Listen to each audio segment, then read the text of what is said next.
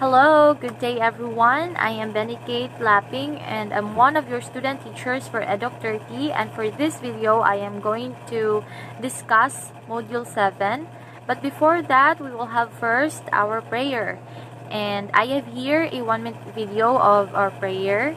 Now let's bow down our heads for the prayer.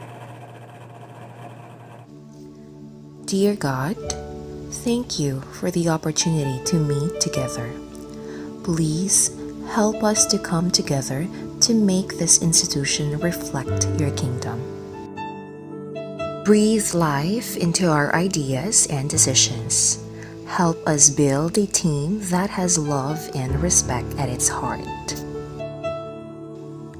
Give us the strength to continue working for your kingdom in this time of pandemic. Lord, come give us the inspiration to be the best we can be. May we be a shining example of your goodness and truth within, wherever we are. Inspire our thoughts, discussions, and ideas, and continue to remind us that all that we do here today, all that we accomplish, is for the pursuit of truth for the greater glory of you. We ask these things in your name. Amen.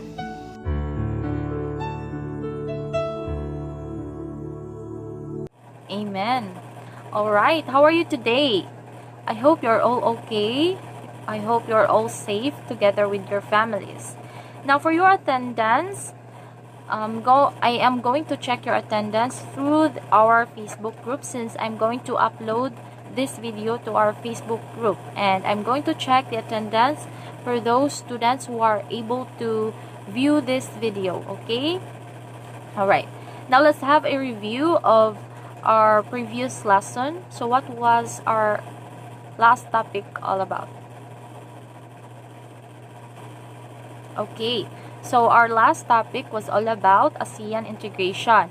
ASEAN integration contributes to the socio-cultural phenomenon which influences education. And for Module 7, for our topic for Module 7, also contributes to the socio-cultural phenomenon which influences education. So that's how our previous lesson and our current topic relates.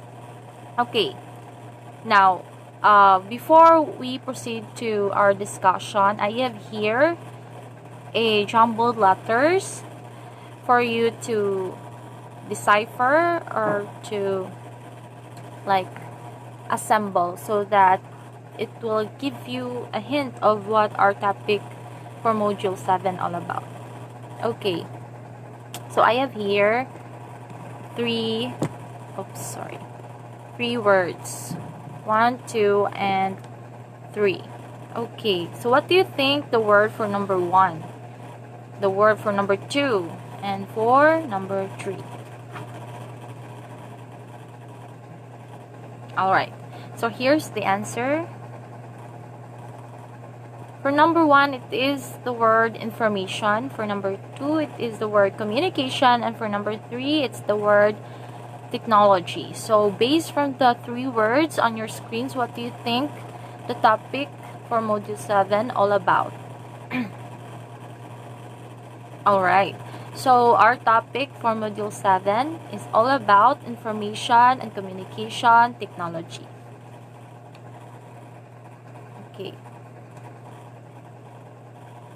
Wait.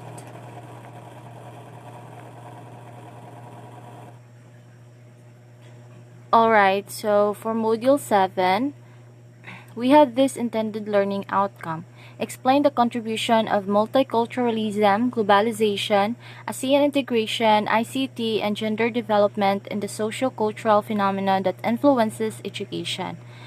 But in Module 7, we can explain the contribution of ICT in the socio-cultural phenomenon that influences education.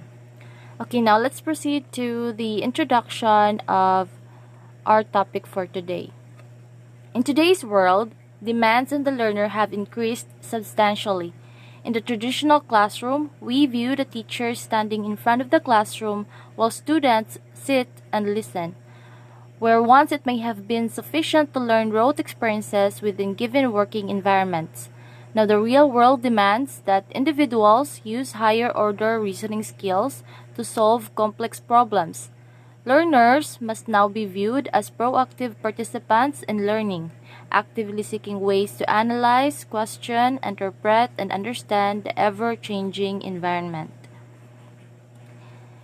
The introduction wants to imply us that traditional classroom presents us with a teacher-centered approach where teachers function as lecturer and students as passive learners.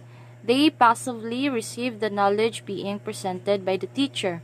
In this type of classroom, it focuses more on rote experiences such as memorization of alphabets, memorization of multiplication table, and such. But on today's generation, we are already in the 21st century where there is a rise in technology. With these changes, it demands learners to be not a passive learner anymore, but active learners.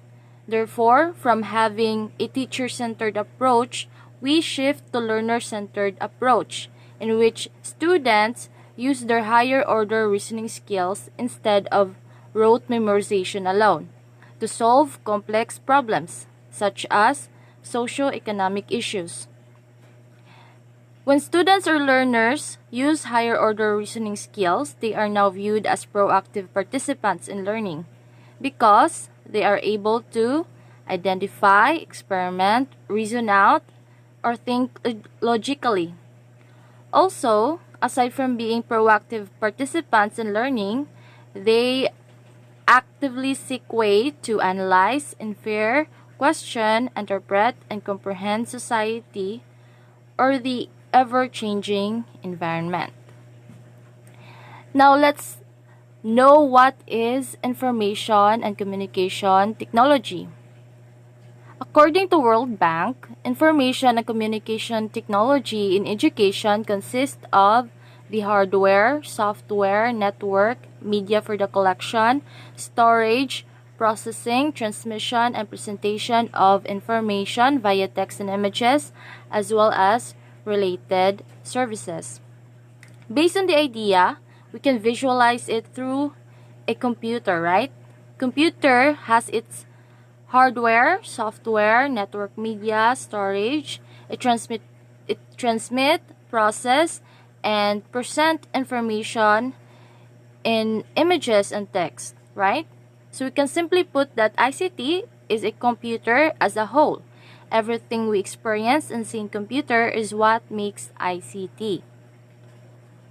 ICT has become a personalized commodity, and the environment we are operating is becoming more and more based on information and communication technology. The commercialization of the internet through the World Wide Web service has the advantages of bringing ICT to the ordinary people and to education.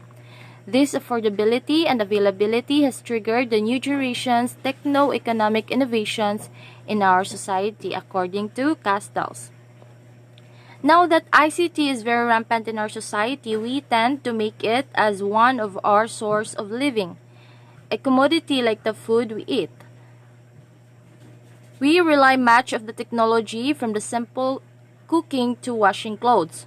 So we slowly turn into a society where everything we see is based on ICT, right? Anyone here who watched Dr. Seuss the Lorax? The community they lived in is operating based on ICT.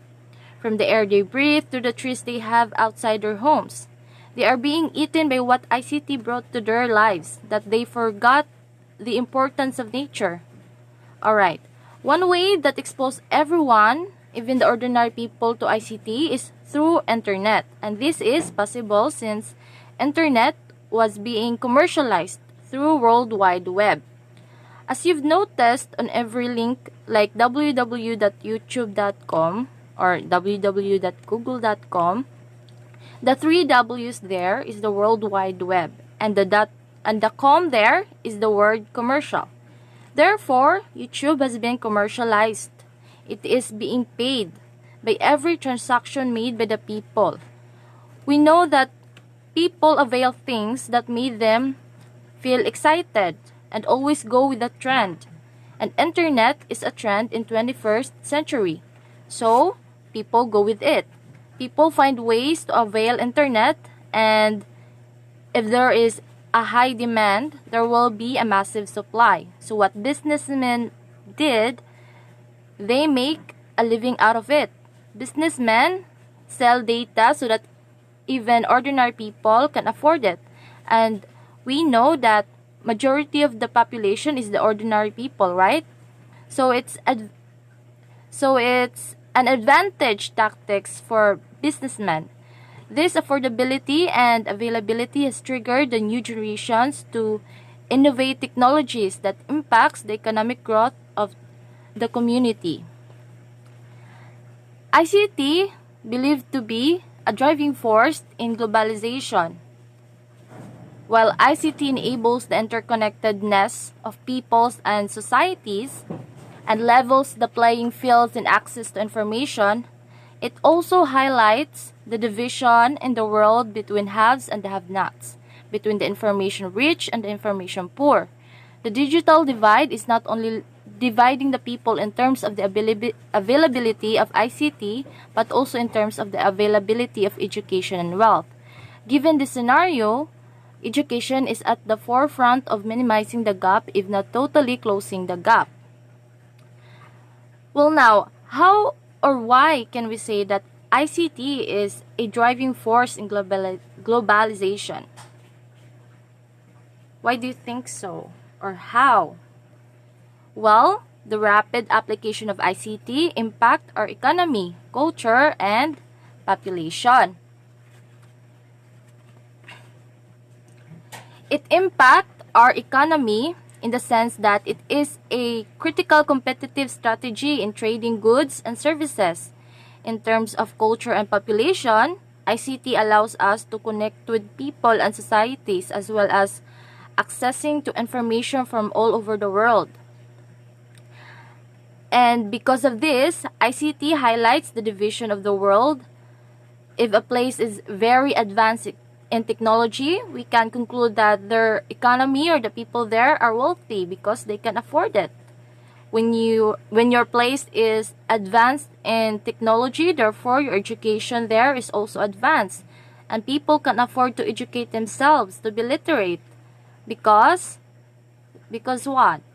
Because of the facilities and equipments are provided. Note that education is the bridge to minimize gap between that division. Because in education, it offers us to more opportunities such as being computer literate, technology literate, information literate, right? Even though we don't have computers within our homes, we can still learn how to use them with the help of education. For example, in animation, USTP offers courses with topics of animation, and the school or USTP provided us computers to execute animation. Now let's proceed to Farrell. Farrell expressed the view that ICT in education is concerned with issues like equity of access, curriculum relevance in technology, methodological development in technology, and cultural sensitivity. Now, ICT and education initiatives and their contributions to Millennium Development Goals. Number 1 is increasing access through distance learning, which is what we are having right now. 2, enabling a knowledge network for students. The students have more than one source of information. 3rd, training teachers, such as webinars and seminars regarding the integration of technology. 4th, broadening the availability of quality education materials, such as references, provided by DepEd can be accessed now through their websites. And lastly, enhancing the efficiency and effectiveness of educational administration and policy. Now, there is a term used to apply to students and teachers exploring the internet's educational possibilities, and that is internauts. All right? Remember that? Internauts. A term used to apply to students and teachers exploring the internet's educational possibilities. Now, let's proceed to the advantages and disadvantages of computers in education. So, computers in education enable us to, and computers in education disable us because. Alright, so computers in education enable us to teach more effectively. For example, teachers can elaborate and visualize the theories through providing videos and images. Diba? There are teachers who provide videos and images not just to entertain students, but the main reason is to make a picture ba? Make a picture of the theories for students to visualize. Okay, there are students who needs to visualize things to kanang para mas masabtan ang gi-discuss. So that's it. Now, computers in education disable us because effective teaching all but disappears. Good teaching requires a personal connection. Teacher-student. Internet is unmonitored, filled with erroneous information, political propaganda, and phony research. So, students will be now more focused on the presentation and not the thought or content being presented. Students are being distracted, thus results to lack of connection towards the teacher, which actually contradicted or opposed to the thought that good teaching requires a personal connection. Diba, there are students who are being distracted by the pictures or videos being presented, no? Mawala na ang tumong dadto sa reason nga nung nag-present og videos or images ang teacher, no? Instead na makuha nila ang thought, mas masabta nila ang thought because na-elaborate sa images or videos, na-distract na noon sila sa presentation, sa kanindot sa presentation, no? Na-entertain sila, mas na-entertain sila kaysa sa naka-learn sila sa thought or content nga buot elaborate or ma-elaborate sa video or sa image. Alright. Furthermore, internet is dangerous. Why? Because since it is unmonitored, we can't 100% rely to internet since the information there is not 100% reliable and valid. There are lots of information circulating that were based only on hoax or rumors, right? Which may cause confusion to the learners, no? You cannot rely 100% to internet because naalan siya mga fake news, no? Daghan na ron ang nagahimog fake news, post og false information which can cause confusion sa imuha, no? Makalibog, asa dyan mas tinuod katong giingon ni teacher or kaning naa sa internet, no? So mas maayo tong naabito sa kanang libro gyud kay because you can rely nga kato siya or you can assure nga kato siya na siya reference nga gikuhaan and based on facts na. Okay, next, computers in education enable us to reach and teach more students. Internet allow us to connect and communicate learners despite differences of location and time. We can reach and teach massive numbers of learners just by uploading a video about a particular topic. So when I upload this video, you can share this video to other people who are also learning about the topic ICT, di ba? Mag-post lang ka og kanang pananglitan, imong topic is globalization and you are instructed by your teacher to post it or upload it on YouTube. So, those people who access YouTube are actually can access your video, di ba? So, they can learn, no? You can reach more learners sa pamaagi nga gigamit ni mong computer and ang YouTube. Alright. So, computers in education disables us because because the digital world because effective teaching all but because the digital world remains divided. Alright. Because the digital world remains divided, technology amplifies economic disparities, awarding clear advantage to children from multi-high-tech homes attending wealthy high-tech schools. Okay. Computers expand an equal distribution of income and opportunity. This is true to people living in remote areas and cities. There are more work and school opportunities if institutions have abundant supply of computers because it will result to advancement of work and education. For example, people living in a remote area, their work there will take a lot of days, no? A lot of time to finish since they stick on the traditional way.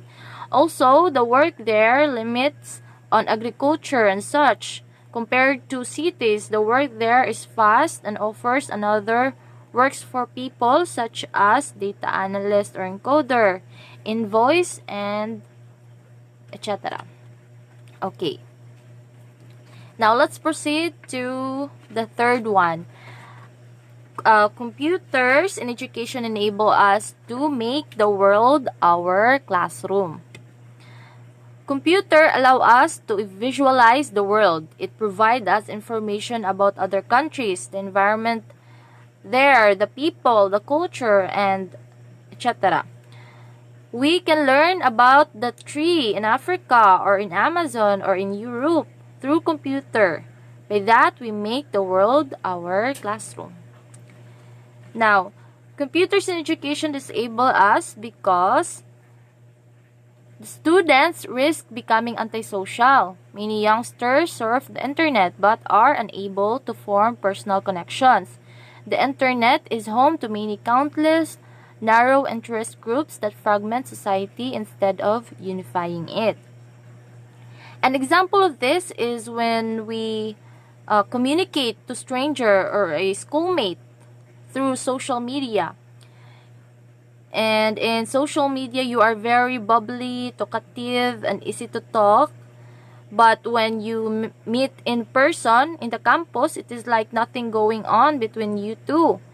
Dili magpinansinay because you are unable to form personal connections. No?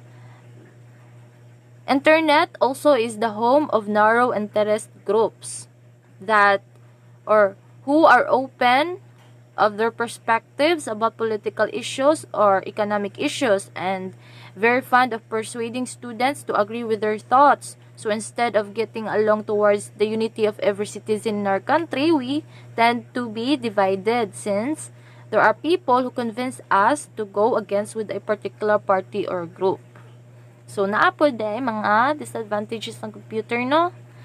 Just like mga daghan baga katag mga political propaganda sana sa example, no, nga maka fragment sa society, no, instead nga mag-unite ta.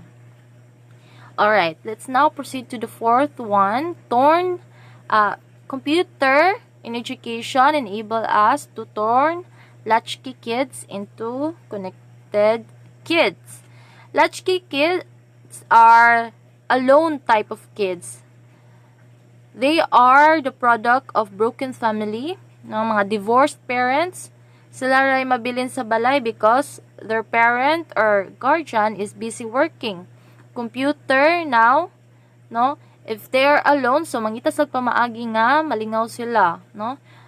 So when they have computer in their homes, no, computer allow learners like latchkey kids to be connected through social media, online games, and blogs, and likes. Alright. Now, computers in education disable us because computers are a health risk. Computer use is associated with increased eye strain, repetitive motion injury, and the obesity that comes from a sedentary lifestyle. No, despite the fact that ang computer allows us to connect, no?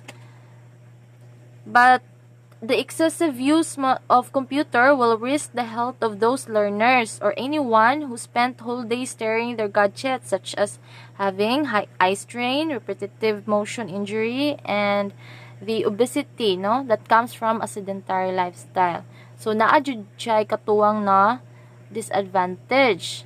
No, connected kuno ka pero whole day pug kang tinutok sa imong gadget, so or computer, so gi-risk nimo imong health, no? All right.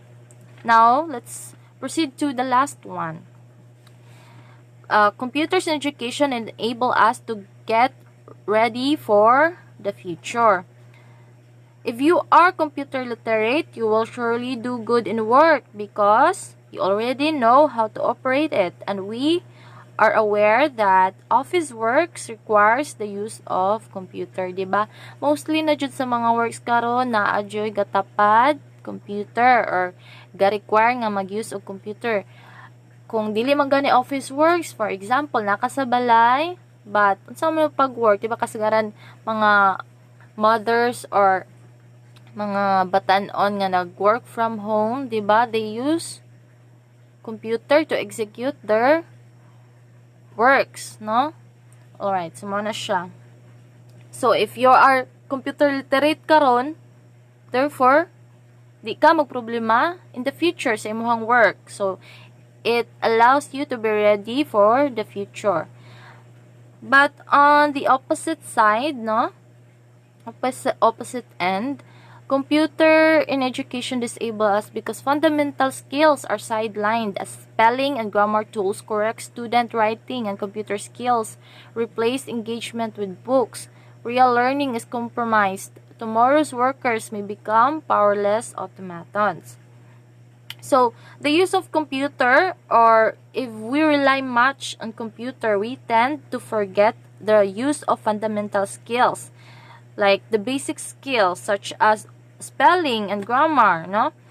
Like Grammarly app, we rely our spellings and grammar to this app when we make essays and in researches. So, instead of checking it on our own and learning from it, no, checking our own mistakes and learning from it, we choose the easy path, which is to rely the checking of our own error to an app, diba?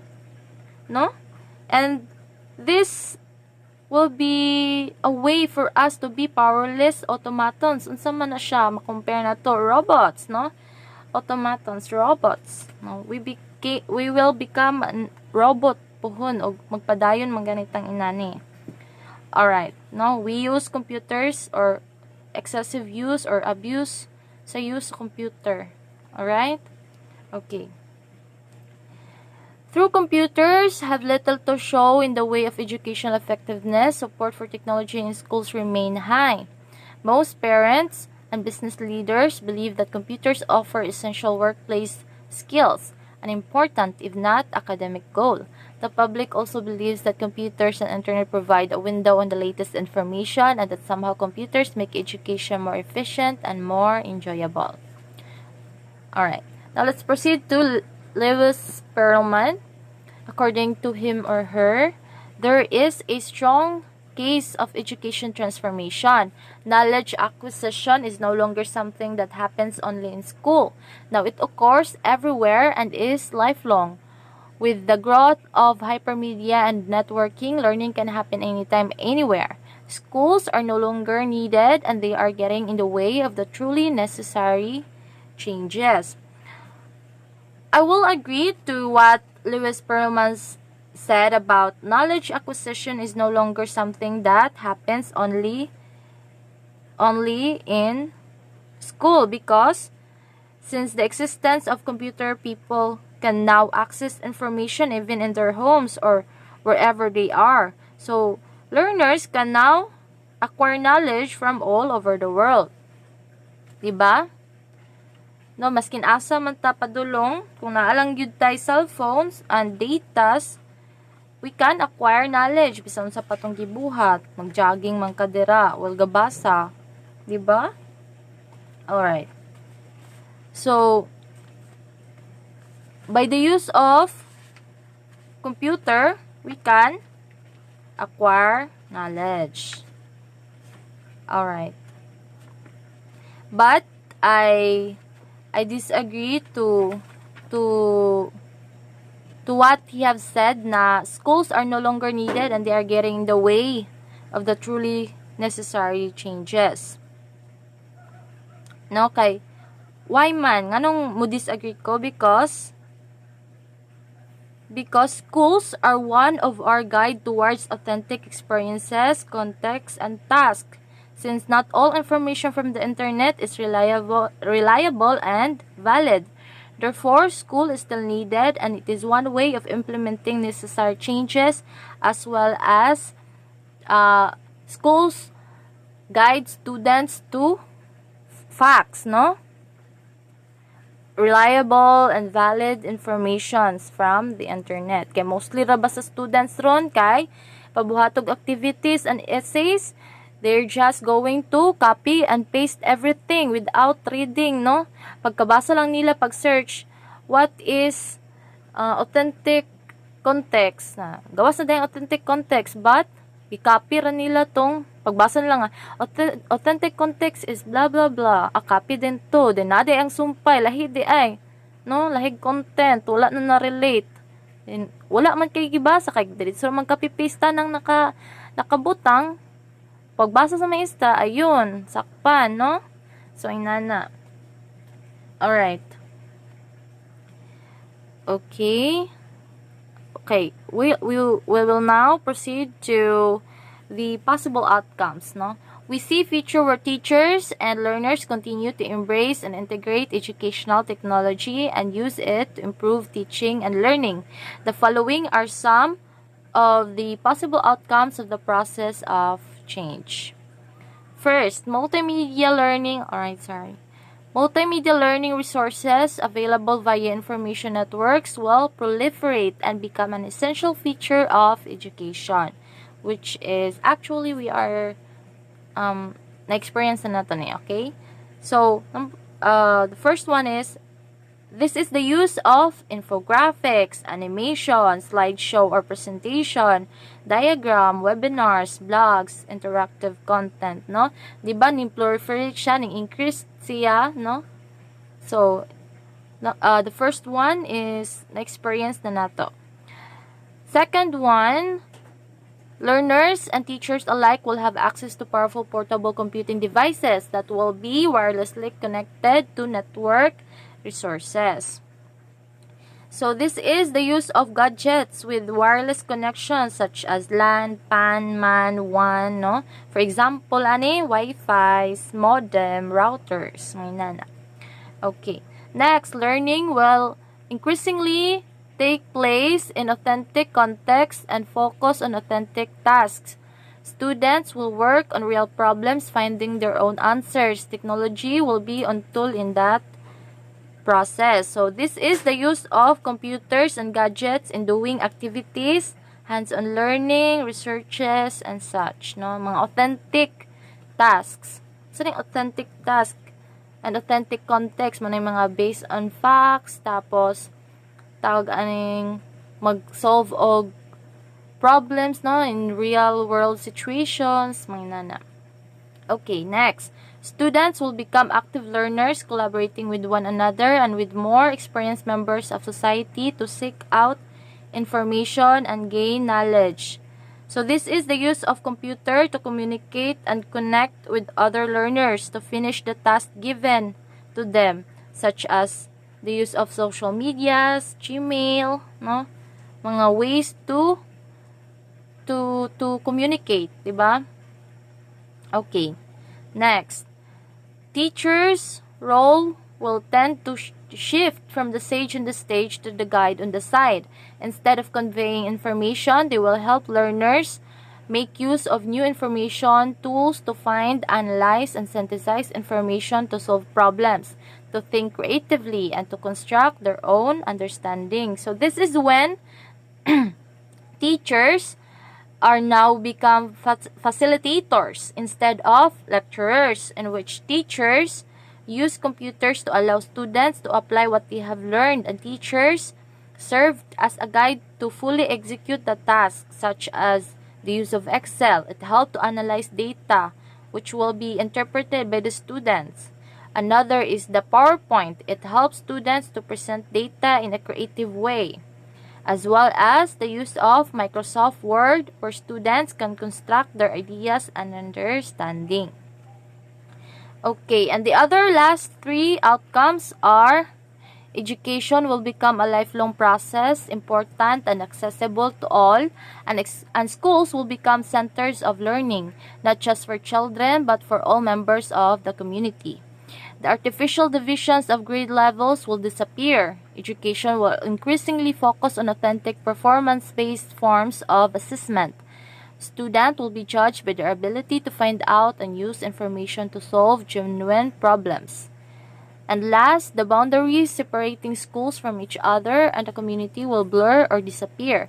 Using distance learning technologies, including the internet, students will learn from teachers at other locations and collaborate with students at other locations. Teachers will learn alongside students. Students will learn from other students or from other members of the community. Communities will change as technology enables collaboration over distances. Since there is computer, it is now possible to conduct classes outside school, right? Which is now what we are currently doing, the flexible learning. Despite the location, teachers and students are able to exhibit one's role in the community and in education. Students still able to achieve an authentic performances, can still access education, and most of all, they can still collaborate and learn from one another. Alright, before we end our discussion for Module 7, we will have to recap what we have discussed. I have here a summary or generalization of the ideas being discussed. Okay. Education is the key that opens doors to a range of possibilities for advancement for the benefit of both the individual and the country. Relevant education is a fundamental element to maneuver the country to the path of progress. Educated and skilled people are a necessary ingredient of democratic societies and developing countries.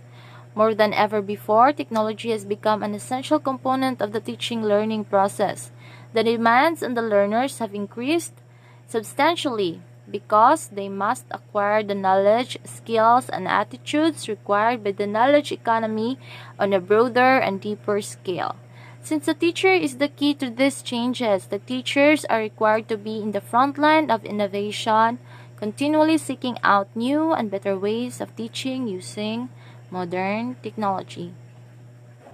Alright, so I think that's it. That's where we end our discussion for Module 7 about information and communication technology. I hope you've learned something from this discussion. Thank you for watching. Bye. Hope you're safe always.